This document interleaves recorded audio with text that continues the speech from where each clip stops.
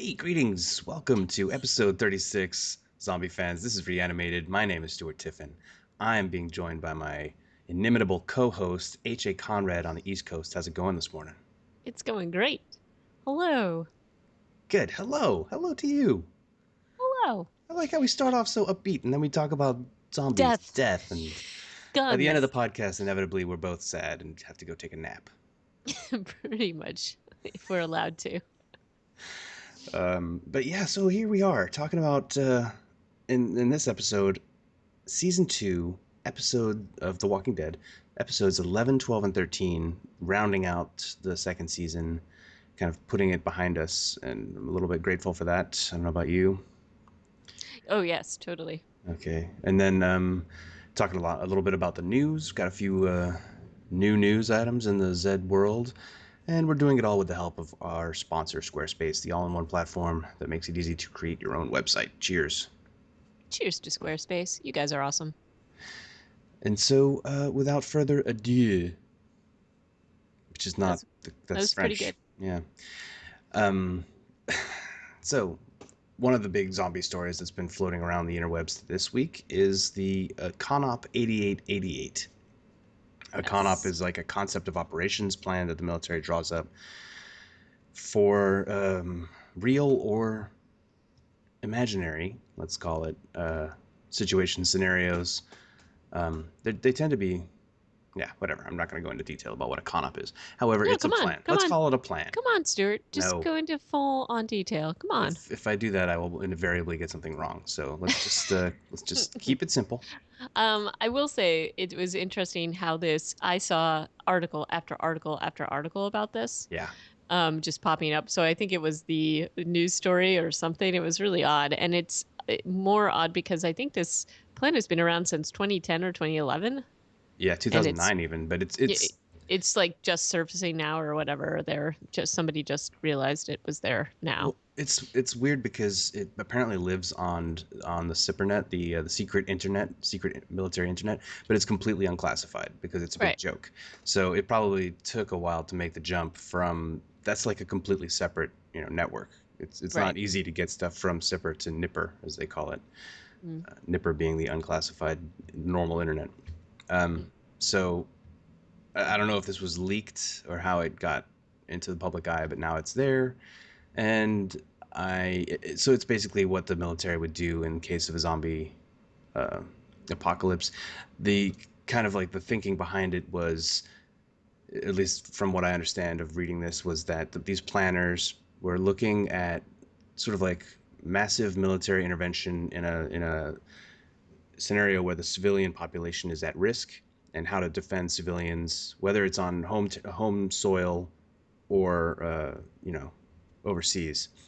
So basically, if society breaks down and there's a massive pandemic, this would be the plan. Yeah, And also, in case of chicken zombies, refer to this plan. yeah, and it obviously goes off the rails in its discussion of different kinds of zombies. Right. But But it was pretty thorough. it It starts was off pretty. in a I feel like in a place that makes sense. Like I feel like there's things to be learned from this exercise, but then they obviously go a little too far in trying to make it seem like it's a big joke Right. Right. because there are. I'm just trying to figure out how many different kinds of zombies they talk about. 8, 8. finishing up with the chicken zombie, including vegetarian zombies, space zombies, evil magic zombies, blah blah. It's just, Yeah. yeah, it is. It's yeah. But then they kind of come up with this 5-phase plan, starting with general zombie awareness training, and finishing up with deploying personnel to aid any surviving civil authorities in disaster zones, which is the restore civil authority phase. Uh, and so it's I don't know. I find it encouraging that the military is looking at even the most ridiculous concepts out there. Yeah. And at least it was very thorough. Somebody did a lot of research for this particular report, in this particular plan. And I think, Um, there was also another sort of in the same vein as this. There's this. It's like sponsored by the Canadian government, something called Curiosity Shop, and it's different researchers and things. And people can email them and send them messages and ask them questions. And some kids basically, and apparently a lot of people, kept asking them questions about, you know, what is the zombie apocalypse and what is the likelihood of it happening and all this other stuff. And so one of the people actually did this very long video response to it, and it's along this same vein, like that the zombie apocalypse idea is in the zeitgeist because of the fear of pandemics and things like that, and gave a lot of very similar scenarios to this, and invoked some of the things that you and I have talked about before, like the CDC zombie defense plan and all that kind of thing. Mhm. So, you know, the Pentagon is just doing, they're just doing what they think that they should do to protect us, right? That or some guys in Nevada or wherever this was were just having a slow week. Could be, could be. Um, but It, there's also more tactical ways to learn about zombie survival in New Jersey, for instance, yes. for instance. What's the name of this school? The Zombies Survival I Course.com. Yes, yes. And they have a team of trainers there in central New Jersey who will, and that you can go there and spend the night. They can sleep up to 15 people, and I guess they'd like to have bachelor parties and bachelorette parties and corporate retreats come out there, and they teach them how to find and create safe shelters. A lot of hand-to-hand combat. They call zombitsu. I know. They've got melee weapons, crossbows, knife throwing, handguns, rifles, shotguns, and other survival tips. But it's also how to get along with groups in a survival situation. There's like a seminar that's part of their training process. Which is an underserved segment there. Yeah, I mean, definitely Right. all the TV and most of the movies we watch about the zombie apocalypse come down to the human drama. I mean, otherwise we wouldn't really probably care about them as much. So yeah, it's good that they're paying attention to group dynamics under extreme stress. Right. And this, I mean, this particular zombie survival camp was founded by a couple of personal trainers, apparently. It So they're really into fitness. fit. Yeah, they're gonna do sit-ups through the zombie apocalypse. That's their Some some burpees couple of and that kind of thing. burpees. Yeah, exactly. Yep. But yeah, so zombiesurvivalcourse.com. Zombies surviving for 6 years down there in Jersey. It was a Not pretty really all cool. that surprising. I was a little bit surprised this wasn't in Florida. Well, I mean, it's not far from Florida to Jersey. Oh, I noticed the little zombie readiness video that you had mentioned before. The one on their news page, yeah. Yes. It's Yes. it's worth a watch. Honestly, it's a little weird. It's got a very interesting approach to production. Like it feels very much like the Jersey Shore. Yes, it totally does. And I think that's the model they went after. They were like, yeah, let's have our staff kind of arguing with each other. Yeah. So I don't think I'll be attending this anytime soon, but nice to know it exists. Yeah. Anyway, moving on from Zombie Survival Course. There was a lot of trailer activity on the Hmm. internets this week, and I pulled up some from a Wired article, basically just talking about what's coming up next year. And there was some interesting stuff in there, mostly because there was a still shot from iZombie, which I have to say kind of piqued my interest a little bit. They're obviously It going with looks good. just I that mean, still, that still. well, there's a few stills I saw actually. Oh I yeah. don't know if they were all within this article, but I mean, the summary in the Wired magazine article, and then there was a few other stills that a couple of other places picked up. I'll try to find them. Hmm. Um, it I'm willing to give it a shot. It so obviously like we're looking at the lead actress, the lead character. I forget what her name is, but she is an attractive young woman with maybe a little too much eyeshadow. There's nothing zombie about her other than the fact that she's eating a brain with some chopsticks. So they're going very comedic. I think even less canonical zombie than in the flesh. Mm. Um, but and that's fine, you know. Like we're not super strict zombie purists, so I think we're willing to give it a shot. But other shows of interest that came out or that had trailers on this article, I would say, well, Hieroglyph actually has some sort of. I don't know if you got a chance to watch all these. It took me a while. I watched most of them. Yeah, did you The see Flash, Hieroglyph? I didn't watch the trailer for that one, but I did read the synopsis. There, So there were well, at least vampire-looking things in it. So, and I feel like anytime you're dealing with ancient Egypt, you're going to end up with mummies, which are, I would say, a type of zombie. So, yeah, there you go. Um, so that one looked good. a Constantine looked okay, although a little too, I don't know, trying a little bit too hard in my opinion. But nothing can be worse than the Keanu Reeves rendition, in my Bite opinion. your tongue. What? That was an amazing film. I thought it was a pretty film. I did not like him as Constantine. He was wonderful. He was horrible. But, other people were very good in that film. Gotham looks crazy. Like I don't know how they're gonna.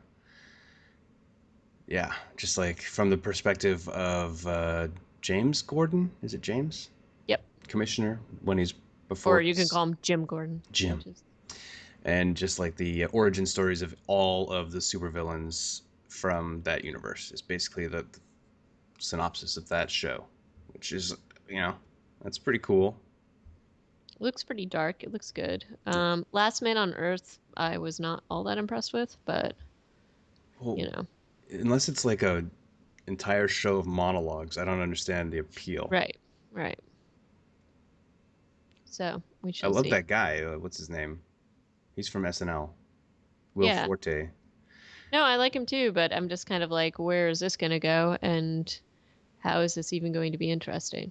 So I don't know. We'll see. Yeah, but it definitely felt a little bit zombie-esque, didn't it? And the Wired article, well, their reason they what they say is that the reason to be skeptical about it is that it could end up being like The Walking Dead's worst episodes of pointless, directionless walking without the Without without the zombies. yeah. So watch out. And then also, I kind of really enjoyed the trailer for Gallivant. I didn't watch that trailer. It's a musical medieval comedy. I mean, Oh. it definitely reminded me of Men in Tights, and I can't wait. Oh, you know why I didn't watch that? It was because immediately I just saw the tagline that it was like Glee, and I was like, I can't watch this. I wasn't in the mood to watch it at that particular moment in time, but I'll go back and watch it. If I'd seen that they were comparing it to Glee, I probably would not have enjoyed it as much as I did. Mm. Um, but yeah, and also in other zombie series news, In the Flesh season 2 is currently airing on BBC. I think it started the beginning of May. So I am very much looking forward to checking that out because I Right, liked our little sensitive zombie friend. Kieran Walker. Yep. It did. So yeah, it's on BBC America, which is a good thing. Yep. So we can and we'll definitely be reviewing this probably when the series has run its Of course. Yeah. course for the second season. But speaking of second seasons, are you ready to delve into the final 3 episodes of Walking Dead Yeah, season 2? man, and we gave ourselves a lot of homework this time around, but it was I'm glad to put this story arc behind me. I'm glad to get off the farm. Me too. And that's how I felt when I first watched this. And that feeling did not change the second time that I watched this season. Yeah, There was definitely a feeling of relief, like, thank goodness that is over. So, yeah. um, So let's kick this off. Episode 11 is called Judge, Jury, and Executioner, or just Judge, Jury, Executioner, directed by Greg Nicotero, hmm, and or sorry, written. I don't know who did what. I think it's written by Nicotero, directed by Angela Kang, or vice versa.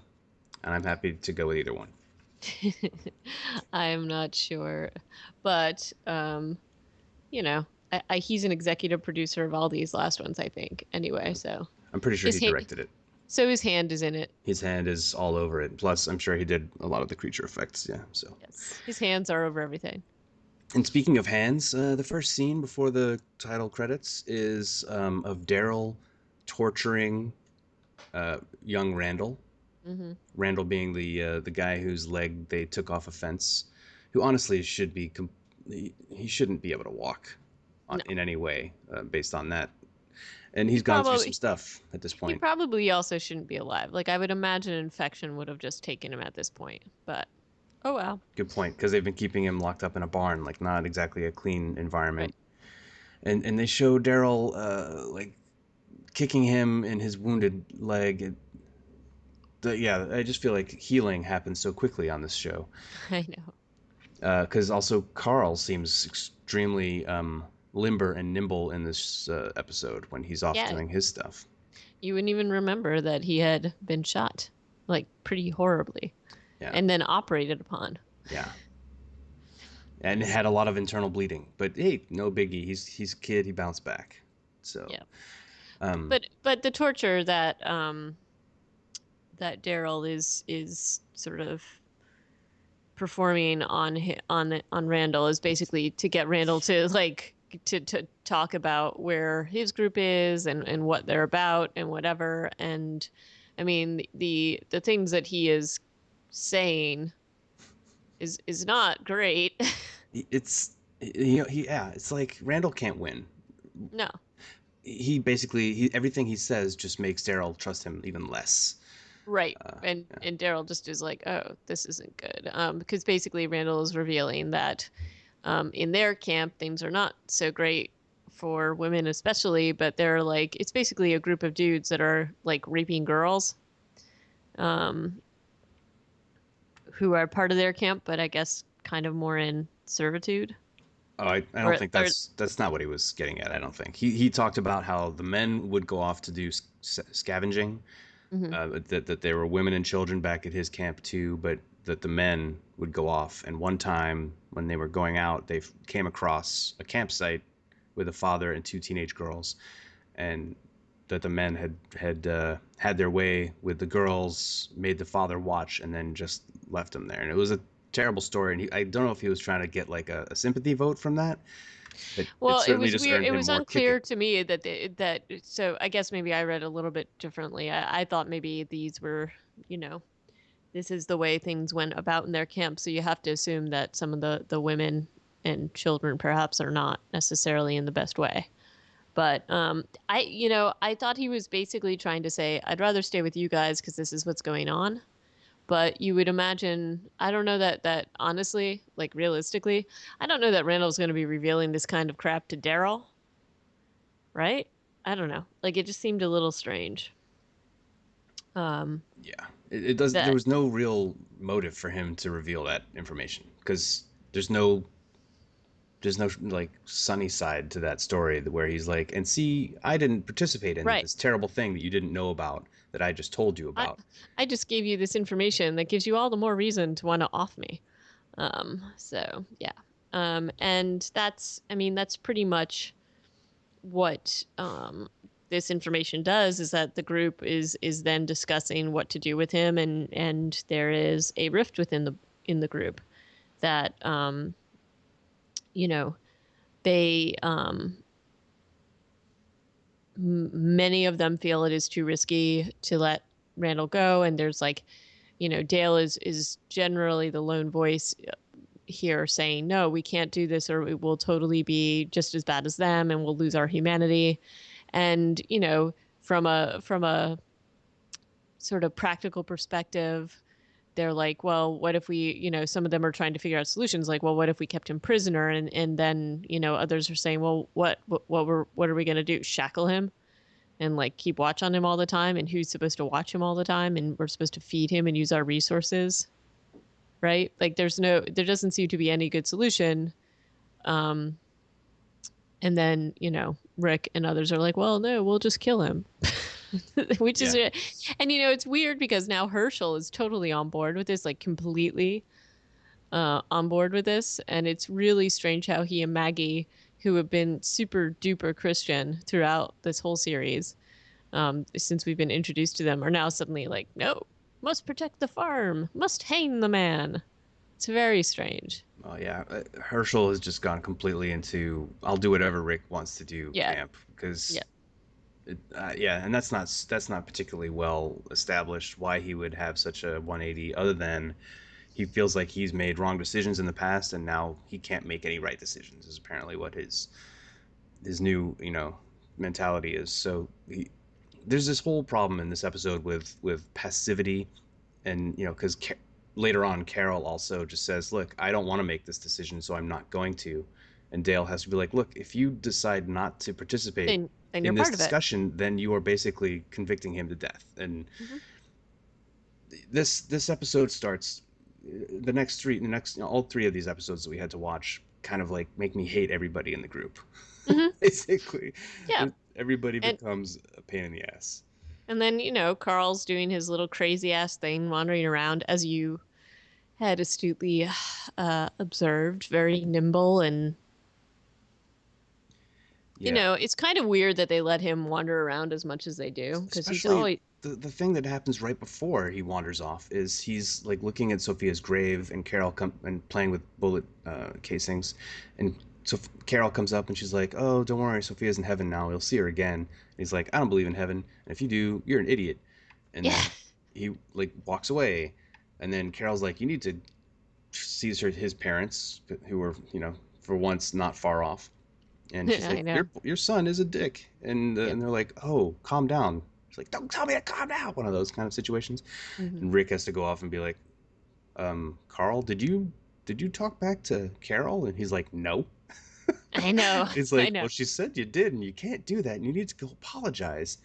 And Carl and Rick then go separate ways because it's okay to just leave Carl when he's being weird and moody in a zombie Yeah. apocalypse And to then go he off and do like, his own thing. yeah. And then doesn't he like, he goes off to like, He immediately goes. Wait, no, he goes to Daryl's camp and steals his gun. yeah, Like this, like, this is a kid in a downward spiral. yeah, totally. And then, he's off, um, does he like, because he sneaks in to look at Randall too, doesn't he? Yeah, yeah. He had also sneaked in to look at Randall while Shane and Andrea are outside talking about usurping the farm from Herschel Right. and Rick and like putting them in a room under lock and key. Pardon me. Gesundheit. Thank you. Yeah, and then he's like running off, and he's being super creepy in this episode generally. Like, he goes and baits a zombie. Throwing rocks at it. Yeah. Yeah. And I guess, you know what?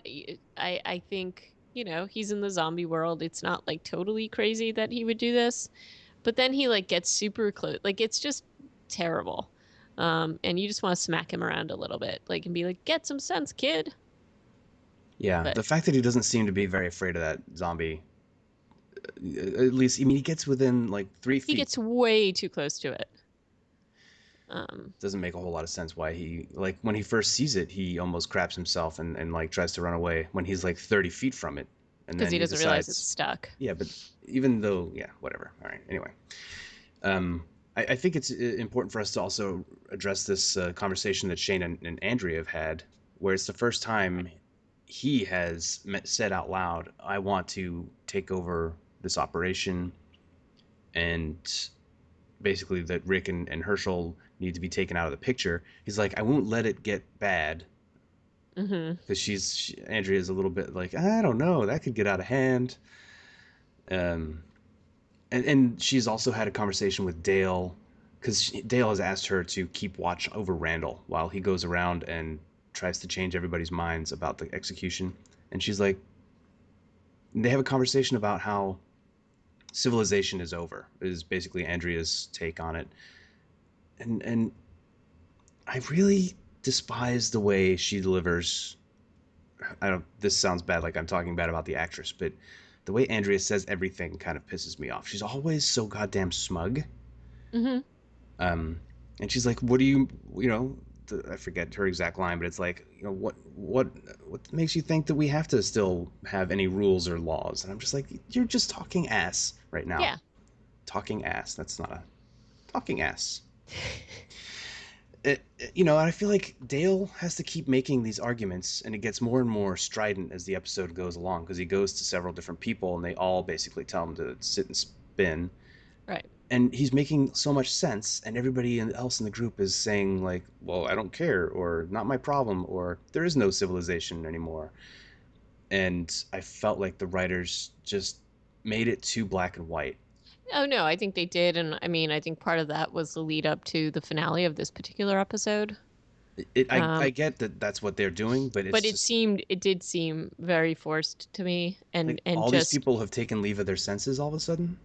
right, and people who you have seen have shown some generally level thinking as a group. And it's I felt like it was really overdone and it was annoying to watch. Um, and even the really big scene where the group has decided to meet and talk about the fate of Randall, to me felt very forced. And it's basically the whole group arguing against Dale. And ultimately, only Andrea, oddly enough, is willing to side with him suddenly, which seems to make absolutely no sense. And even Glenn, and that doesn't make any sense because even Dale is like, Glenn agrees with me, but then even Glenn is Glenn's, like, well, it seems kind of like a bad idea, and then yeah, yeah. it doesn't make any sense that Glenn would want to kill this kid. And that Andrea wouldn't, because you know what I'm saying? Like, it's Mm-hmm. like totally ridiculous in the way that these characters are acting because they're not acting like anything that you've seen up until this point. There's suddenly all of them have no opinions until the end of episode 13 when everybody all of a sudden wants to have a say. Right. You know what I mean? But I know Right. we're gonna get Everybody there. wants to sit out here and then suddenly, yeah, no, totally right. And so what we're, you know, and so the group goes to take care of Randall, and Rick notices that Carl, being the creepy little thing that he is, has wandered into the barn again. Well, he says, "Do And it, Dad." he's like, "Do it." And he's so creepy, and it's just like, "Oh my gosh." Like, it's really weird. And of course, they're like, "Okay." It suddenly Rick is just like, "Okay, we can't do this." Yeah, it's a disaster. Um the whole thing's a disaster. And you know, basically goes back to tell everybody that they couldn't do it. And what's weird here, the other piece that was so annoying to me is that Lori kept being like, "I support you, Rick," but she never gives an opinion Mm-hmm. ever. And it's just like, again, like you guys, you're a group. You guys have to come up with these decisions together. You can't just let people make them for you. Um and I then of would like course, to backtrack a little bit to just quickly to where Carl has been playing with that zombie and then eventually runs oh, away from it. yep. And then comes back to the farm just in time for that big meeting, even though he's told to go away from it. Oh But yeah, no, he's always where he doesn't need to be. he absolutely just chooses not to tell anybody that he just saw a zombie on the property, though. I mean, I feel like that has to be mentioned also. I'm sure that his parents have told him, hey, if you see a zombie, come to us, tell us where it is, and we'll go and take care of it. And this is part of his eventual, like ultimate culpability at the end of this episode, that and he takes some kind of responsibility for that Well, right, eventually. but isn't he kind of doing what any kid would do, is like hide the fact that he just did something that he wasn't supposed to do? The And he's fact that, already gone he's yeah, I already gone guess, in trouble for sneaking in to try to see Randall. Like, he's been doing all sorts of douchey things all during this particular episode. true. So of course he's not going to tell them that he was off running around baiting a zombie, and then he loses the gun. He loses Daryl's gun. And he So, magically finds it again later. mm. But yeah, so I'm sorry. Yeah, the Randall execution doesn't happen. I feel bad for Daryl weirdly here, even though he's now a torturer, uh, because once Rick changes his mind again, Shane goes off to deal with Carl. Rick puts his gun away and he's like, "Take him away," to Daryl. Yeah. And And now Daryl's just Daryl like, has to deal with him. okay. I feel like like an on character response from Daryl would be like, "Take him yourself. I'm not your fucking Yeah. servant." I feel Well, like and plus Daryl has made these comments before I too. know. That's So why I'm like, why is Daryl just like, "Oh, okay, sir. I will take this prisoner back away to where we got him from." Doesn't make much right. sense. Anyway, and so in the after the meeting where Dale, and honestly the performance by DeMunn, is that the actor's name who plays Hmm. Dale? So amazing. Even though it was a really annoying scene in that everybody took leave of their senses and let Dale just kind of hang himself. Um, what a great performance by that actor. No, Uh, it was good. It was very good. He was amazing, and his arguments were sound. hmm Um, But then he kind of goes off in a huff, right. and he's still out there walking, even though it seems like the middle of the night. And he's out in the fields when we hear a cow, and there's a cow that's been all eviscerated and whatnot. But And this is what I don't understand though about this particular idea as well. To me, again, they were trying to like force so many things into one episode and force it to this particular point in the episode.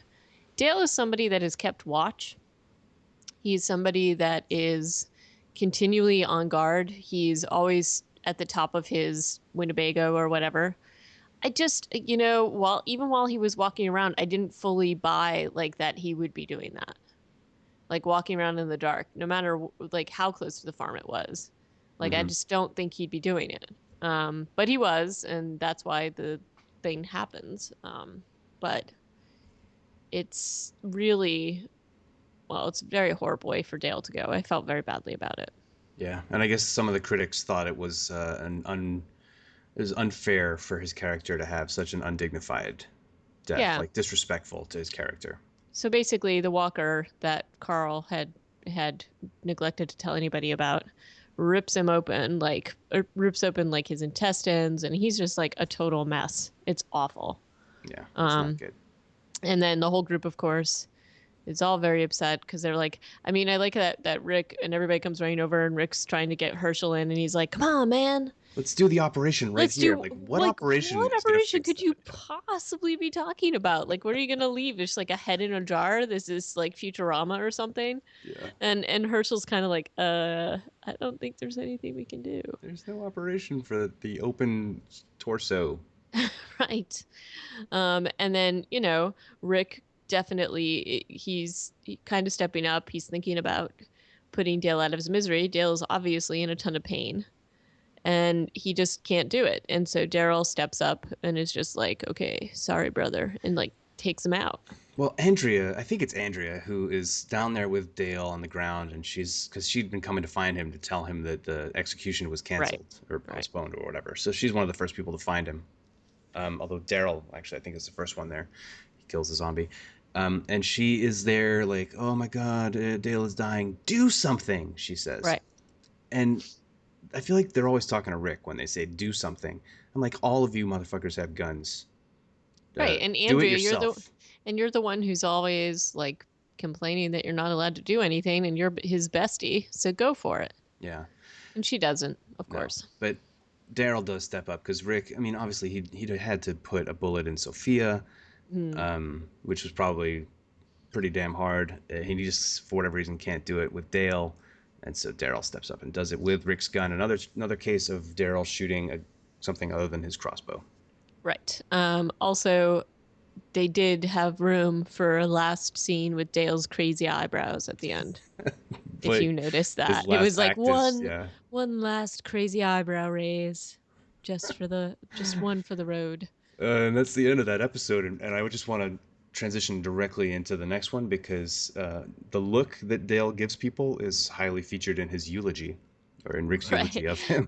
Right. Which is pretty funny. As we start episode 12, Better Angels, written by Glenn Mazzara and Evan Riley and directed by Guy Fairland, at Dale's funeral.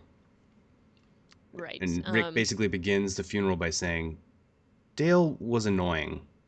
I know. He could get under your skin he got under mine. Because he was And then always told the truth or something. he said he never had a problem with telling you what he thought. He was like, and you know, sometimes you would say something and you would see Dale turn back with that crazy look of his. You know the look. You've all seen the look. And I was like, oh yeah, I think we've written about that look. We've talked about that look. Yeah. hmm hmm and basically, Rick is saying that the group should move on in honor of Dale, not kill Randall, be more humane, and support those things that Dale had been trying to defend before his death. Yeah. Um, and Prove to he him that really, the group is not broken. Because right. that was also a theme from the last episode. Daryl first said it, citing the fact that Shane had obviously killed Otis because he came back with the gun that Otis was holding after saying that Otis had saved his life by putting down, covering him. hmm So there, yeah, he's pointing out a pretty big plot hole, a logic hole in Shane's story, and saying that the only reason Rick hasn't noticed that is because he doesn't want to, hmm and so he's basically criticizing that power dynamic of Rick and Shane running the group and saying that it's bad and that the group is broken. And then Dale at the end of the episode says it is broken mostly because we want to murder people. Right. Sorry. That's okay. Um, and the idea of them, you see this little montage of them, um, the group working together to like clear walkers and to gather supplies and, working together and united as a group. We see that Shane, or John Bernthal's makeup is getting more and more pasty and he's looking more and more crazy and sweaty. And so you see all this in the montage, but the idea is that the group is going to do what they had originally thought to do with Randall, which would be to drive him like really far away and just drop him in the wild, much like a feral dog or something like that. Mm-hmm. Um, Do you feel like the montage of Andrea, T Dog, Shane, and I forget who the fourth person was in the vehicle, that like weird montage while Rick is eulogizing Dale, talking about we're gonna be good, we're gonna be good people, and the montage that we're shown is them killing a bunch of walkers. Do you feel like that's supposed to give us the sense of community and cooperation, or is it something like well, the opposite of what Rick is talking about? I think it's supposed to give the sense of community and cooperation, but then when you see them kicking the crap out of Kicking a like zombie to death, yeah. Kippy, yeah, like that's a little bit like, okay, well, look, we're being united, but what exactly are we being united about? It seemed a little It seemed off. a little off, definitely. So what Rick has in mind and what the group seems to be executing are definitely, to me, a bit different. But um, and Yeah, Shane is definitely looking crazy pants in this montage scene to me. yeah, most definitely. Okay, well, moving on though. Everything seems hunky dory until the subject of Randall comes back up again, and Shane is like, "Oh, that whole problem, huh?" So it's obviously still a sticking point for Shane that they hmm want to let Randall go, and so Shane basically goes into the barn and does some weird slapping himself in the face kind of stuff. Yeah, and did you notice the weird zombie noises that he kind of makes? Like he sounds like a walker Oh, I did when not he notice does that. this. Like it's like if you like he's making these weird little like really strange little moaning walker noises, and doing a lot of like crazy stuff to himself. If I were Randall, I'd be terrified. Yeah, I don't really get a lot of Randall's responses to stuff. Yeah. Um, like he's trying so hard to get out of his handcuffs and free himself, and I feel like at some point, after being beaten and tied up and taken out into the wilderness and then brought back again, I'd just be like, okay, dudes, just fucking Do get it what you're over gonna with. do. Get it over with. It'll be easier to die to you guys than to a zombie. So Right. And so Shane basically just takes Randall and you see them walking through the woods together. And Randall's blindfolded and it's this weird thing, you don't know exactly what Shane's up to. And then he starts talking to him and basically acting like, hey, dude, I'm your friend and I want to go and join your group. Tell me about your group and where they are. And then just really unceremoniously breaks Randall's neck. Yeah, off camera. Yep. Um, and then does a little bit more uh, The real, self-inflicted injuries to himself. He runs into his face into a tree. yeah. And then goes back to the group, and the group's like just discovering that Randall is gone. And that is like cuffs are there, and they're like, oh, he must have worked his way out of the cuffs. And it's like this super weird reaction. Not a weird reaction. It's like suddenly everybody needs to get into the house because I guess they don't know whether Randall has reached his group or whatever.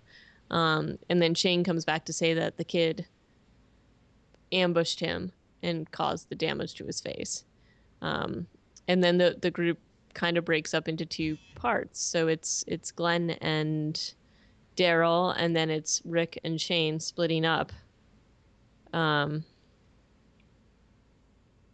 you know, and Mm-hmm. it's it like the whole thing seems weird. Like Daryl's definitely throwing some suspicious looks Shane's way because he's just kind of like, I'm not seeing any Yeah. trail here, and like he definitely thinks that there's something off about the story.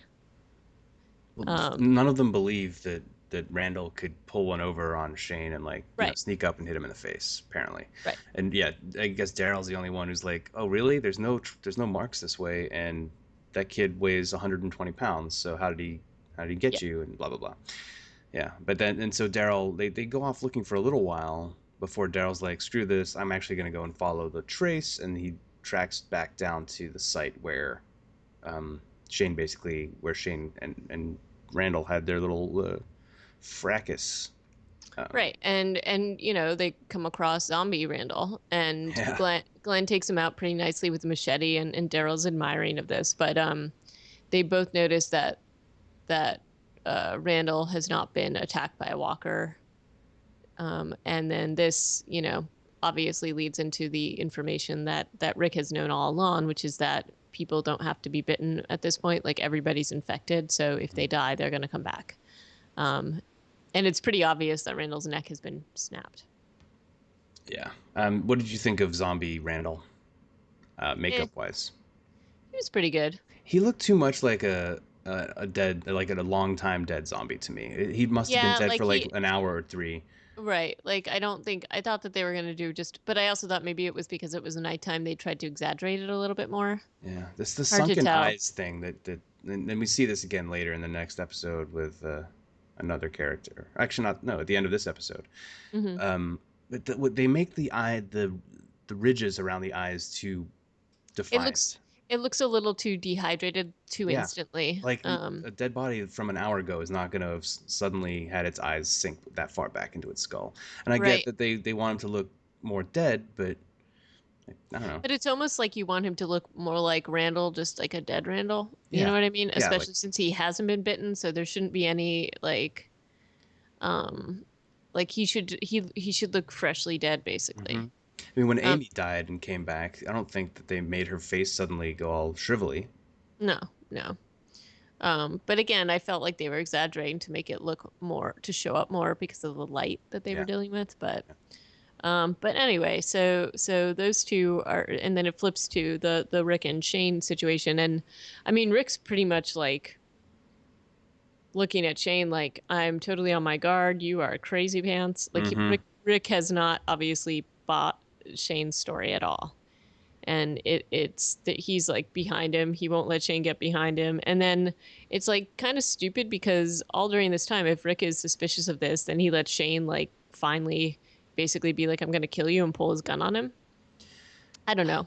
It was I bullshit. feel like maybe he was just doing him the honor of, we've been friends a long time, and so I'm gonna make sure it's for real before I just shoot you.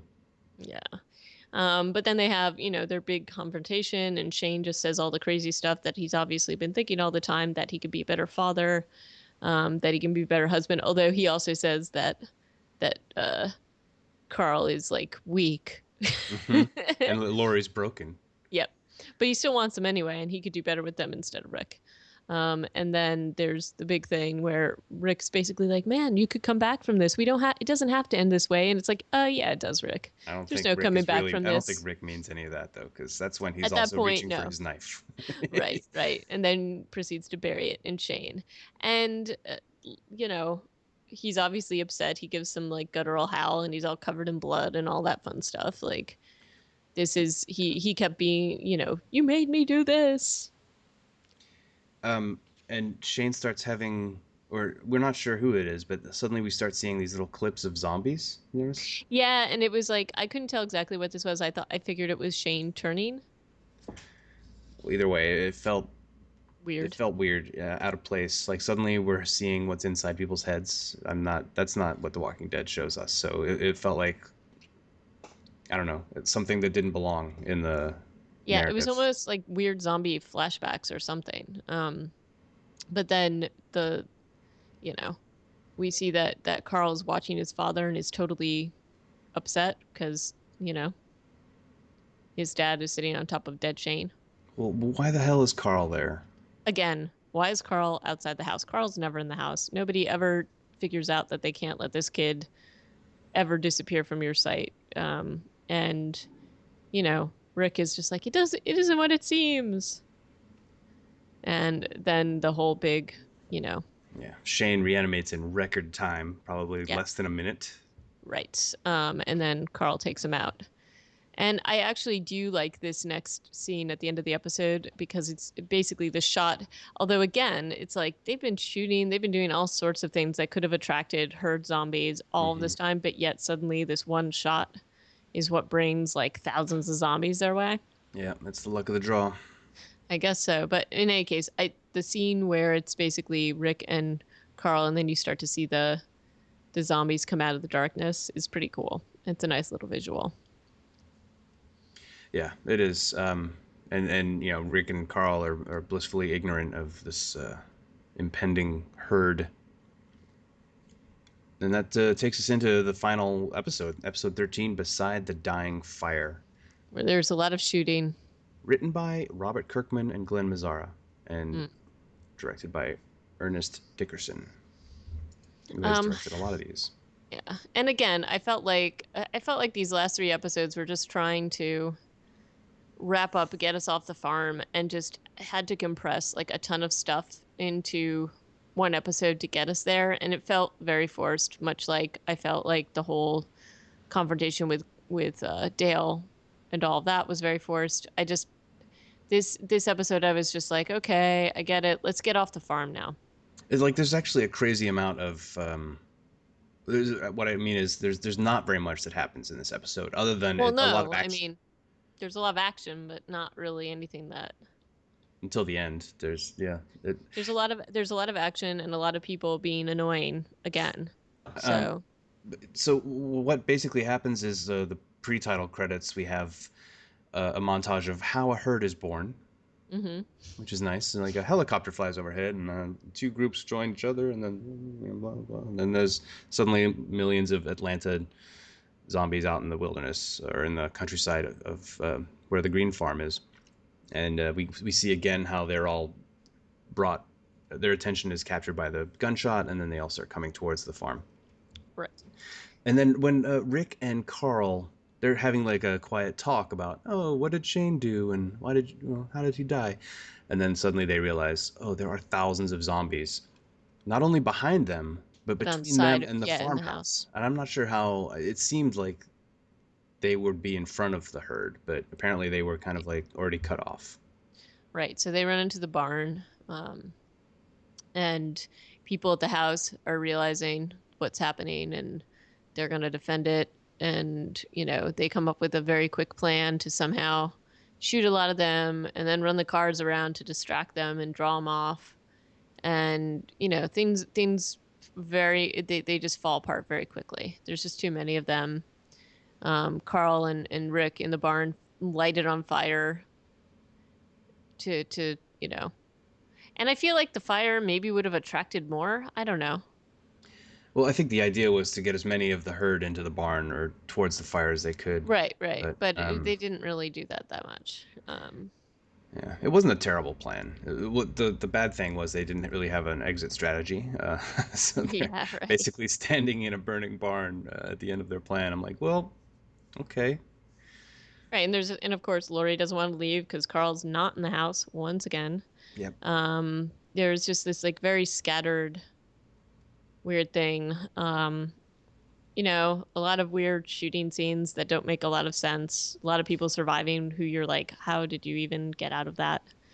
Well, And then other honestly, the people, oh, go ahead, go ahead. oh no, then other people just making like just the whole what's his face right driving the Winnebago to save um, Carl and Rick.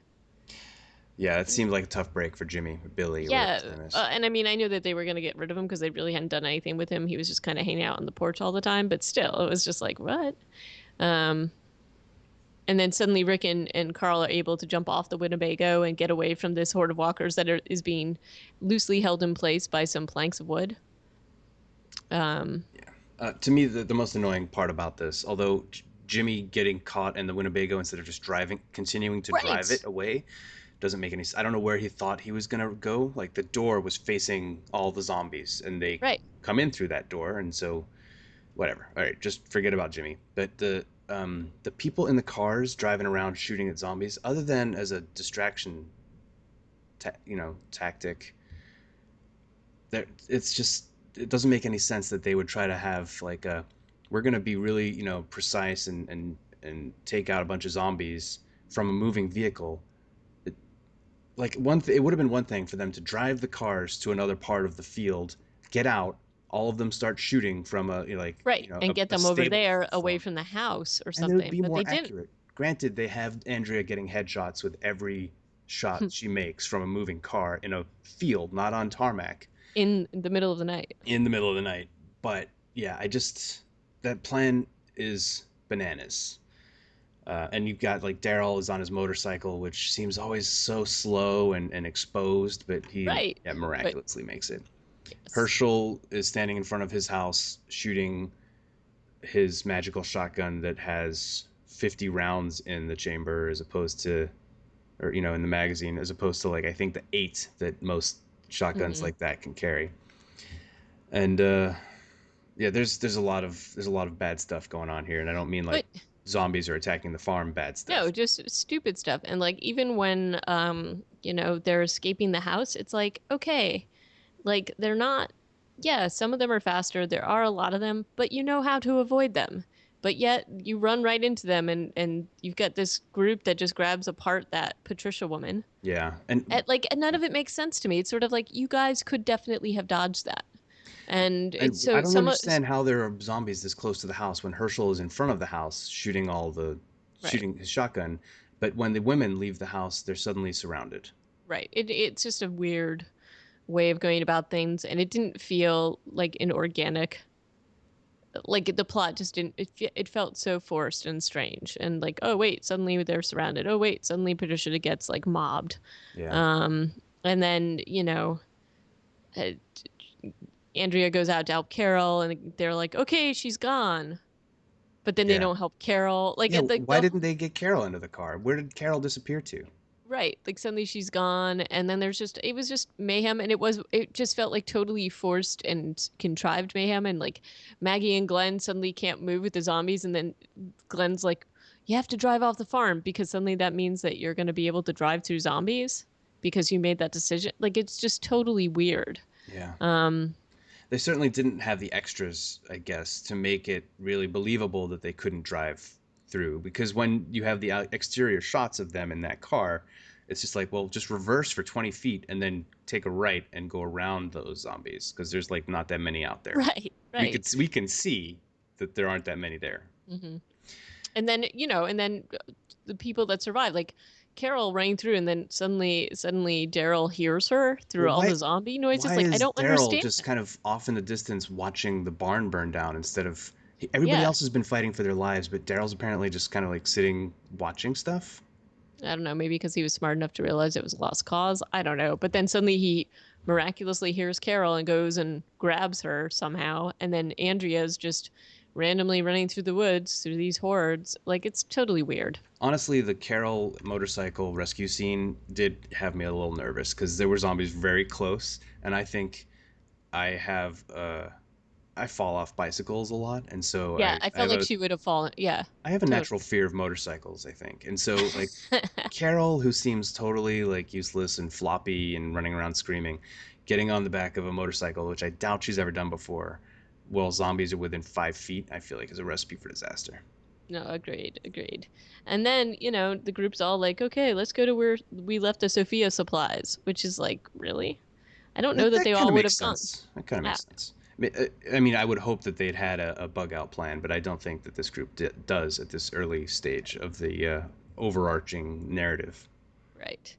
But, eventually they all reunite and they, you know, um, they reunite and they're all like, okay, we're together. And it's this super weird thing. Like, they all reunite and they go and find, they go off to like drive away.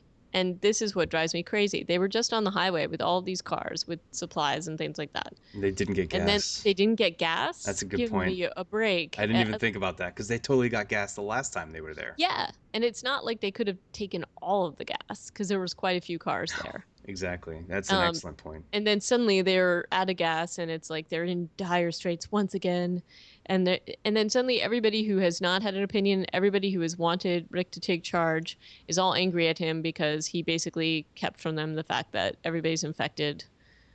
He should definitely have told everybody about that just from a safety point of view, but it's that's a moot point now. And then suddenly Lori, who had basically been telling Rick that he needed to kill Shane before, is all upset that he killed Shane and that um, Carl had shot Shane. Like everybody's just super annoying this, and Carol's just like, Rick's gonna get us killed.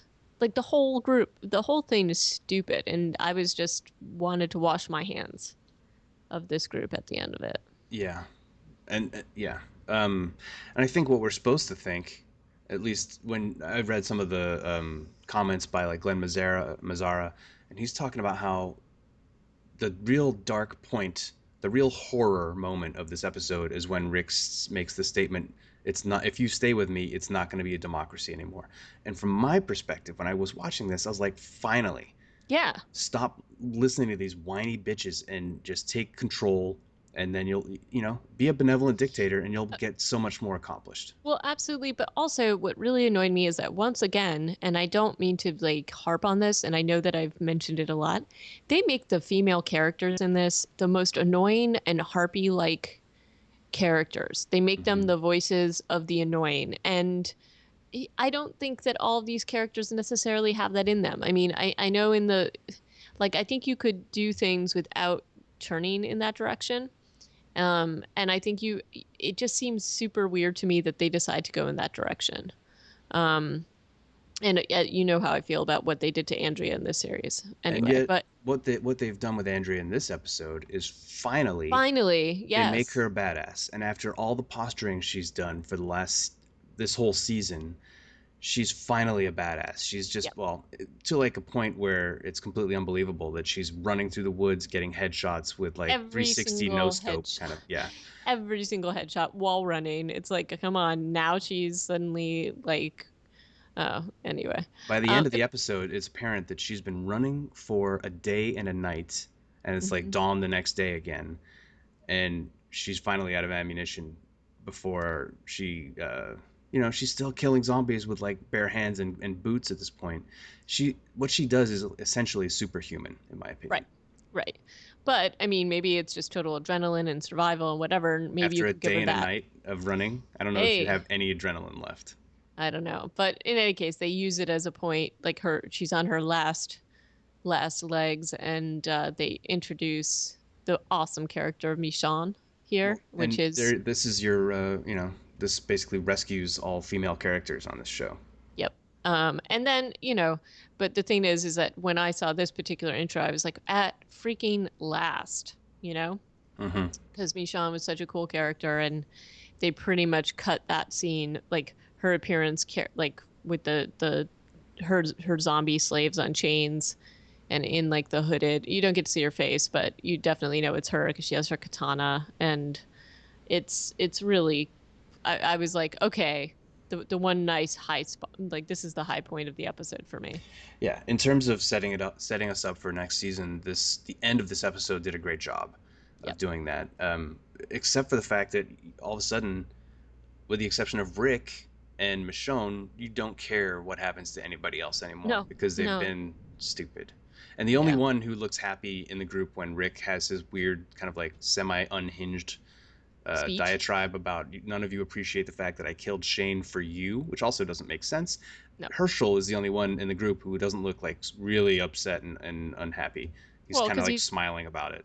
he's totally a Rick disciple, so that's fun. It doesn't make sense. I don't know. Yeah, whatever. But anyway, and then they of course do the little teaser because they show that the prison is nearby. So that of course is also, something that we were waiting to see. Yeah, it But I doesn't. was Go ahead. Go ahead. no, go ahead. Just that the when you get into season three, it's still like season three begins with like a pretty big gap in the timeline, like Yeah, of a few months, and they still haven't found the prison that was I know. apparently like 200 meters away from them when they So camped it's that like, night. what were you guys doing, What my have you been friends? doing this whole time? Yeah, so that's kind of funny. Oh yeah, but I was relieved at the end of these three episodes. I was relieved that season two was done. I felt the same way the first time I watched it, finally off the farm. But I was also a little annoyed at how they decided to finally do it. It was just like, okay, let's throw everything in. Let's throw everything in but the kitchen sink. Yeah, So anyway, good riddance, season season two. season two done and dusted at last. I mean, I don't want to sound too much of a hater. It does good work with the Shane Rick relationship. It does, you know, it drives a lot of these character stories forward. It introduces us to a lot of important characters going forward. The Herschels, the Maggies, even the Beth, who doesn't really have much to do in season two, but going forward is increasingly important. Um, Well, and I mean, I do think that the purpose of the episode, you get them off the farm, but you also have this group that they have survived and they're united. It's no longer the farm people and the Atlanta people. yeah, do you get a They feeling are, of you get, yeah, unification at the end of this, or more of like a Rick is uh, holding it together with a sheer little, force of will? a little bit of both, Yeah, but you don't feel like they're separate factions at this point. They're just a group of unorganized people that Rick is having to lead up, even though he has basically been reluctant up until this point. yeah, that's a good point. Um, but okay, so not sure when we're gonna get around to season three. Probably not for a few months. Depends on how we do on reviewing other zombie stuff out there. But I think we're both pretty psyched to get into season three when we do get there. Yeah, definitely. But if you have any thoughts about season two and the wrap up of season two, please feel free to email us at reanimatedpodcast@gmail.com or send us a little comment on Twitter, which is reanimatedpcast. Um, and then what are we going to be discussing next time, Stuart? Well, zombie fans and fans of the show should join us again the next podcast when we discuss the film Zombieland. Woot. Very exciting. Yeah, so a little bit of Woody Levity. Harrelson, a little bit of what's the main actor's name? Oh, Jesse Eisenberg, Yeah, that kid. Some otherwise known as Mark Zuckerberg. Mark Zuckerberg. That's what I was thinking too. I was like, the network. Most people What's do. his name? And Roger Dodger, and then some lady characters whose names I've forgotten already. Well, there's Emma Stone, of course. Of, of course. And the young one is the one for Little Miss Sunshine. Yes, and I cannot remember her name off the top of my head, but So yeah, we have no idea what we're getting into, except that but we we'll get both seen into it. it. Yeah, we will. All right. So next time, folks,